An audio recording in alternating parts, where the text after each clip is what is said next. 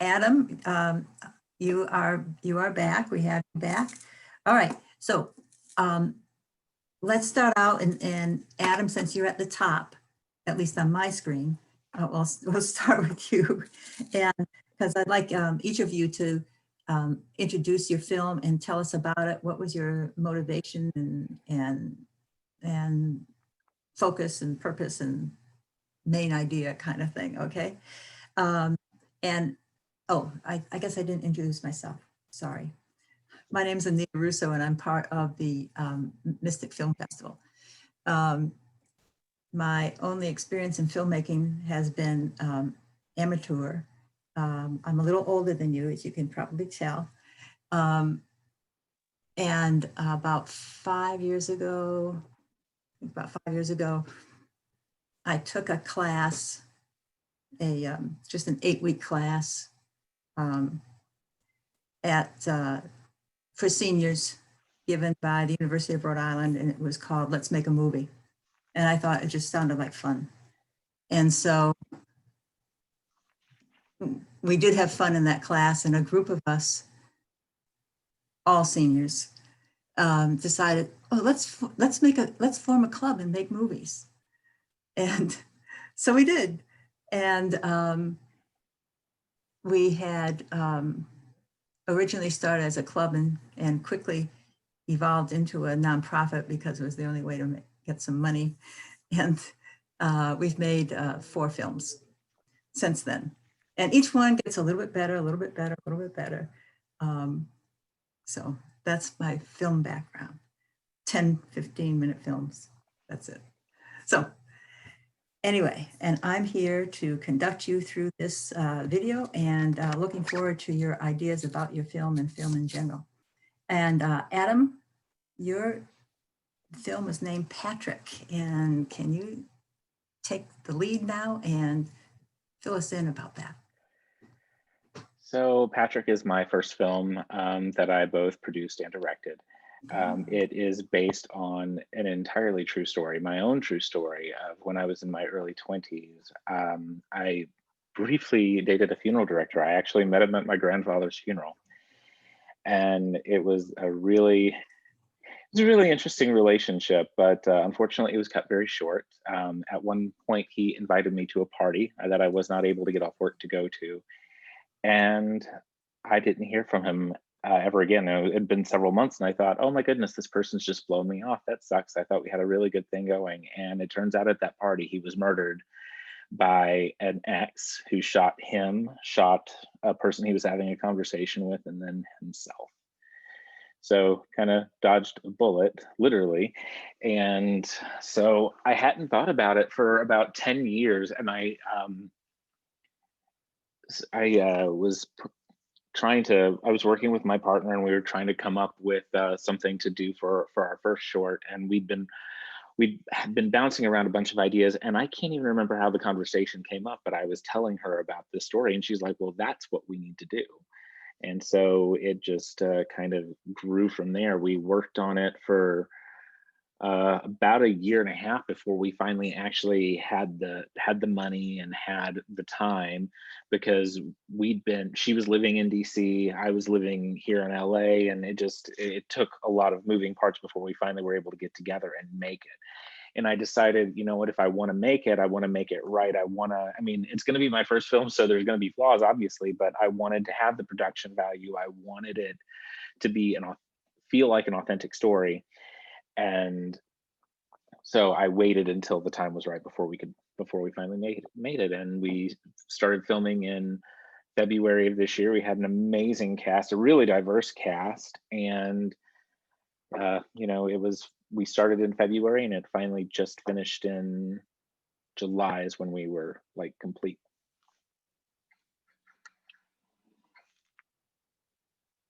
Anita, I think you're on mute. I just unmuted me. That is impressive. That was a true story. Wow. And the announcement at the Christmas dinner, was that part of it? Was that a true? So no, actually. So part of it, to kind of like make the story a little bit not that it wasn't interesting, but to kind of like give it a little bit more length and depth, we did kind of pad here and there. So the character of Mrs. Campbell, David's mother, the character who is a reflection of me, his mother is actually based on, the real gentleman's name was Richard, was based on his mother, who after he died, she kept all of his gay friends out of his funeral. She was a really just kind of a wretched woman. My mom was actually really offended that we created the character of Mrs. Campbell. She's like, that's not me. And so she had a huge problem with it until she actually saw the film. But no, the Christmas dinner scene, that was fictionalized just to kind of, give David a little bit more growth in the film. Mm-hmm. Mm-hmm. Wow. Okay, we'll have some more questions coming up, but let's go to Tim. You go by Tim or Timothy? Yeah, Tim's fine. Tim's fine. Okay. I'm recovering from Adam's answer because I did not see that coming at all. Yeah, shocking, huh? I'll recenter myself. Okay, you want a moment? Yeah. I'm good. Okay. Good. Tim's movie is The Quiet Pain, and it's actually a Japanese film. And did you make it in Japan? No, so we did film it in upstate New York, but I grew up partially in Tokyo as a child, so that's where long story short, the major influence for that comes. But my house is full of authentic, like Japanese furniture pieces or paintings and things like that. So I had pretty much the whole production design budget, just stripped from my house. And it's kind of fun to have friends and family watch it and identify, oh, there's the painting that's in the living room, like now in transposed to a totally different fake apartment for the movie. But it was made entirely in Japanese. Had help translating the script and with a full Japanese cast who ensured that my extremely limited and bad Japanese was made respectfully and accurately. And why did you choose to make a Japanese film? I wanted to make something a little different that would stand out amongst the student film crowd. And it just was generally important to me. I was also I made this at Fairfield University as my senior thesis film. I was also a double major in Asian studies. And so it actually was a double fulfilling thesis project that, sunk about 1.5 years of my life into, and it checked a lot of marks. Sure. But I took a very long time to try and figure out. I got the opportunity to make the movie. I could make whatever I want, and I didn't really know what I wanted to do. And I spent months, trying to figure out exactly what I wanted. And eventually, my friend Nick DeLulo, who was the director of photography, great cameraman, he said to me, "What kind of movie do you want to watch?" Rather than, because I'd been thinking of just what do I want to make myself, and I didn't know. But I consume a lot of Japanese cinema, primarily from the golden age in the 50s and 60s. And I was essentially had the idea to try and make my own version of the kinds of films that I enjoyed watching from that period, which are typically domestic dramas centered around, the troubles that women face in a patriarchal society, usually with bad husbands who, are just insignificant and can't really get anything done. And I kind of turned a more long form idea of a film into a shorter one that, hit key scenes and just try and put a lot of thought and effort into the look and the overall feel to evoke something that I care about, but transform it into something that's entirely my own. Mm-hmm. For the other people here, why don't you just give us a synopsis of that film, okay? Oh, yes. So it's albeit quite simple. But so the film basically follows a woman who returns home with her daughter to find her husband with another woman. And in that moment, she has to really have an internal struggle in the first 24 hours of the affair's discovery, whether or not to inform the daughter of what her father has done. And so the film only follows that first night and the subsequent morning as she wrestles, does this girl deserve to know and have me ruin the image of her father? Or do I just kind of take the hit myself and accept that I have this terrible husband in order to give my daughter a better life? I was kind of thinking more along, like, knowing that these are typically films that center on women and the silent sacrifices that they often make, and thought a lot about, the idea of a mother making all sorts of sacrifices that their child never knows about, which I think is a very universal idea. And fortunately, not based on any true story here. My parents are happily married. And the first question I usually get after people watch the film is everything okay at home? To which the answer is yes. Okay, thanks. And let me bounce back to Adam. Adam, did you say this was your first film? It was, yes. It was.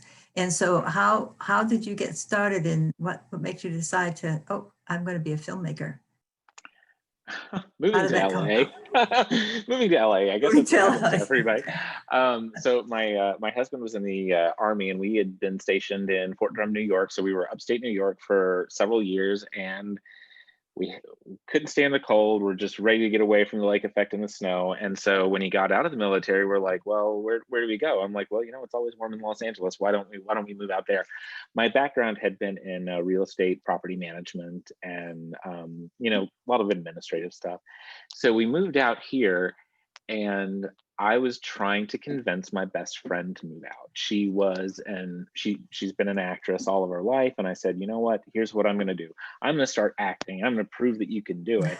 And then I'm going to convince you to move out here. So I moved out to LA we got here June of 2017, started doing like some background acting and stuff, and then got a principal role.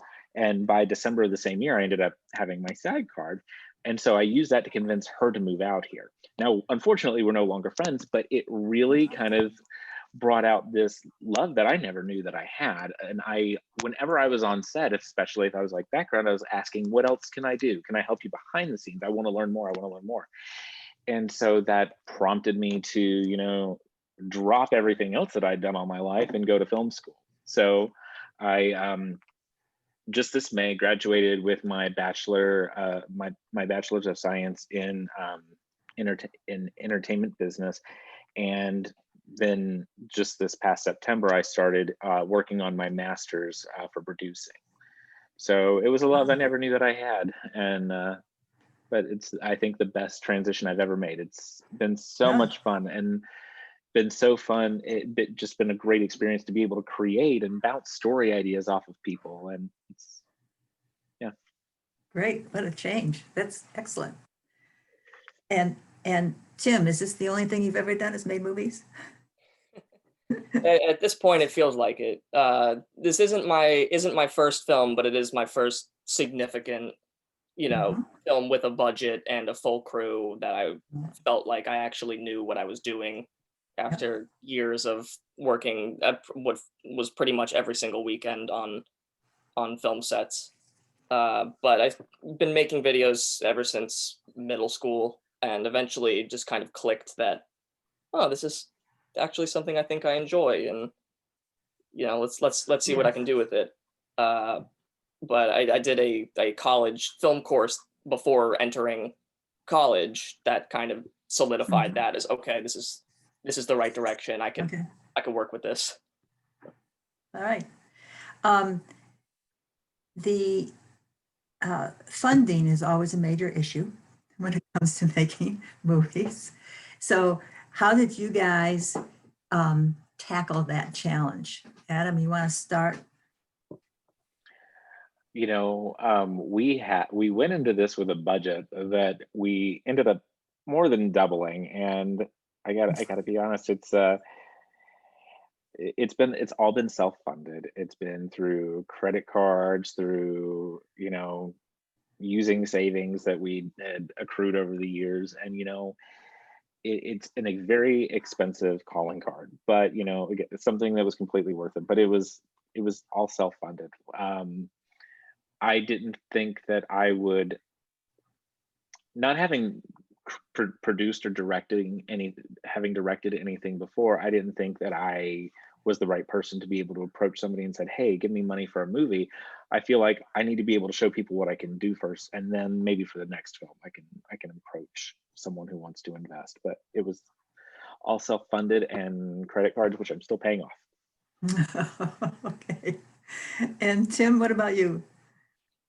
Truthfully, yeah, as since the student film, who fortunately had money left over from scholarships, that was able to, take the heat.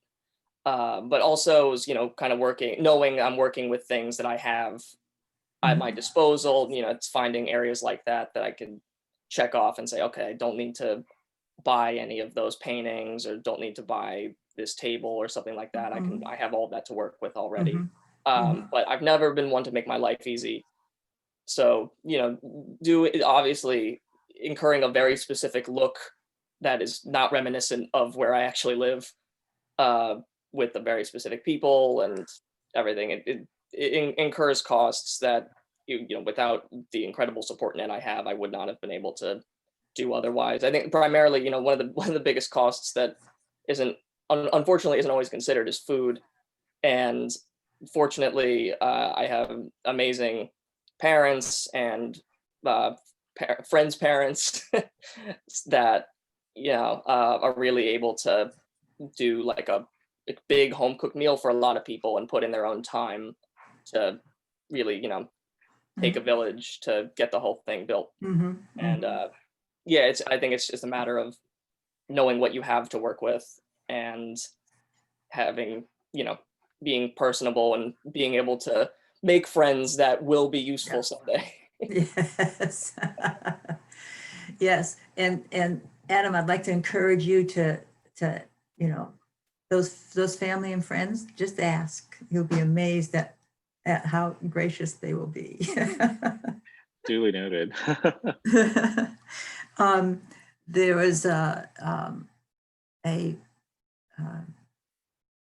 movie maker yesterday that I interviewed that said that she had figured out that making a movie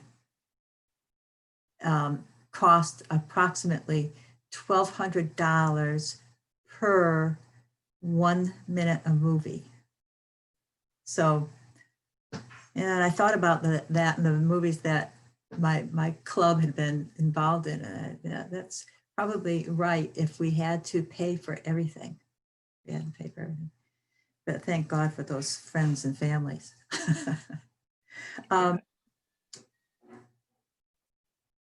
So in making your films then, what were the major obstacles that you had to overcome to get your movie made? Adam, what were your major challenges?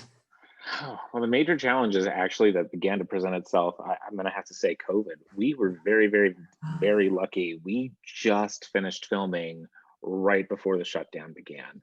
So that did make editing a lot harder. I mean, my editor and I both had to kind of like acclimate to Zoom and try to do like over the shoulder editing via Zoom, which then there's always like a lag time.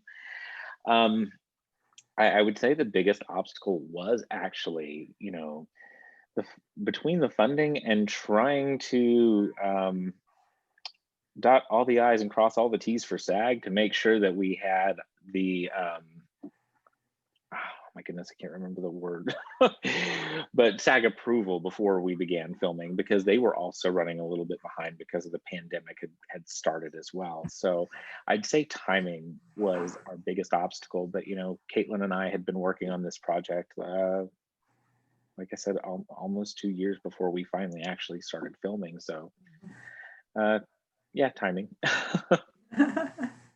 And Tim? I can't think of anything that wasn't a major obstacle in making.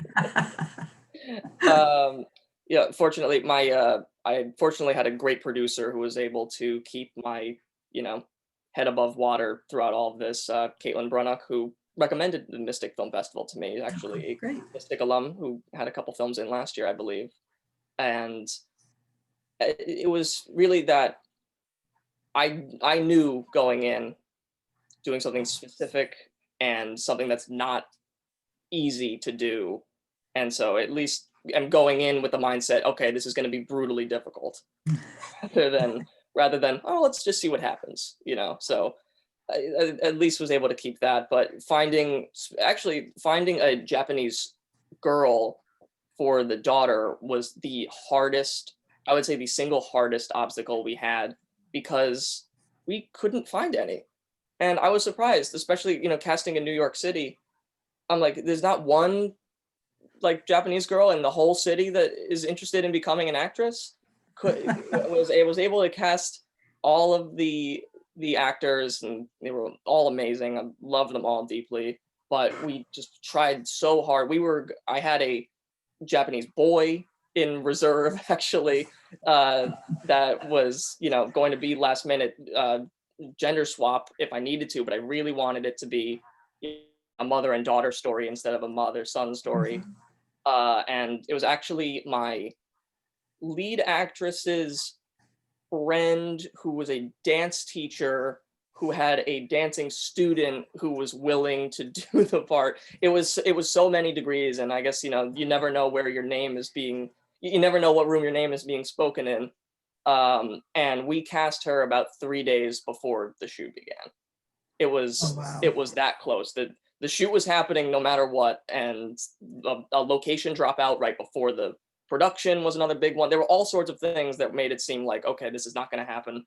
But you know, had to force it through, and Yeah. within that 1 week, really everything changed. It was okay, new place, new actress, like Yeah. work out all the last scheduling details, figure out the, you know, adjusted shot list, and Mhm. you get the van rentals, get the food ready, get all the equipment together. It was all of, you know, quite a hassle, but Mhm. I Yeah.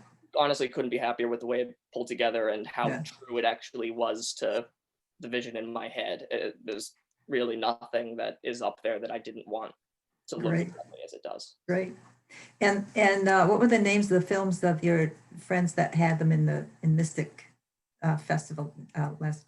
I believe it was two. I believe it was the refugee documentary Finding Refuge was one, and the other, um it's funny, I remember the original title, and then the title changed, and so it's Okay. a It's little okay. it's a little more elusive, but I was the gaffer for both Okay. episodes. All right. Good. So what do you have coming up? What's going to be your next move, you guys? Adam? I've got two things that I'm actually working on right now. My partner Caitlin and I, we are fleshing out a treatment and a script for a pilot, another based on a true story of something wild that happened in my early 20s. And then we're working on another short film called The Exit Interview, also based on a true experience. But it was Caitlin's true experience. So yeah, one's a little bit more tongue-in-cheek comedy about a time that my mom and I actually had to work together in a very, very awkward environment. And the other one, The Exit Interview, is having to deal with depression and mental health. Mhm. Good. And Tim? One note, Outsider was the title. That is, Outsider. it was slipping my mind before, but I got it now. Thank you. So right now, you know, really not able to do too much, and being a recent graduate, things are always in flux and extremely confusing, and the pandemic only makes it incredibly more so.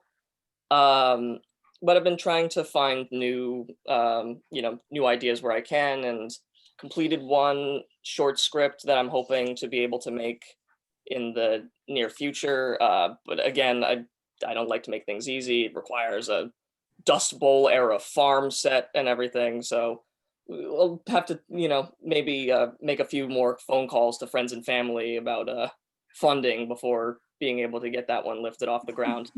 And other than that, just doing a lot of my own personal work, doing film articles and reviews for a Asian cinema website, which has been very fun, as well as a Akira Kurosawa podcast, which I started as my main quarantine time killer to get through everything. So been more steeped in academic work, and I'm actually hoping to go to grad school now. So we'll see where that all goes. Great, wonderful. Okay. This chat has been very, very fun. Is there anything else that you want to say about your movie before we finish up?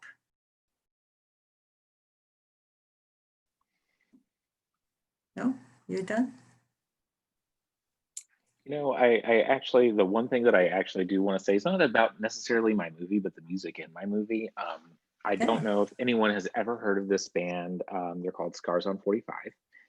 And the lead singer of that band is the one who did all the composing, and he wrote a few original songs. My mom actually wrote one of the original songs for the film, but I want to bring them up because I think people should really give them a listen. They're one of the best bands I've ever heard. They opened up for Tori Amos in 2017 during her North American tour. I heard them for the first time live, and I fell in love.